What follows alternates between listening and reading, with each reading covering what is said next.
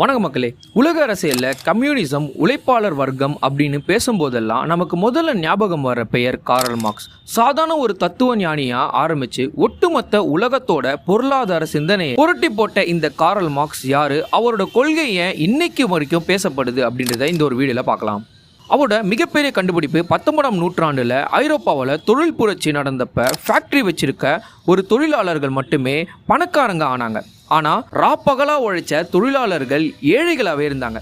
இதை கவனிச்ச Karl Marx மூலதனம், communist அறிக்கை ஆகிய புத்தகங்கள் மூலமா ஒரு புதிய கருத்தை முன்வச்சாரு. அதாவது உலகம் முழுக்க இருக்கிற உழைப்பாளர்கள் எல்லாருமே ஒன்று சேர்ந்து இந்த முதலாளித்துவத்தை சுரண்டலுக்கு எதிராக புரட்சி செய்யணும் அப்படின்ற ஒரு விஷயம் தான். நிலமோ தொழிற்சாலைகளும் தனிநபருக்கு சொந்தமா இருக்கக்கூடாது, அது சமூகத்தின் பொது சொத்தா மாறணும் அப்படின்னு சொன்னாரு. இவர் விதைச்ச விதை தான் மார்க்சிய சிந்தனைகளா மாறுச்சு. உலக அளவுல தொழிலாளர்களுக்கான வேலை நேர கட்டுப்பாடு, போனஸ் போன்ற உரிமைகள் கிடைக்கும்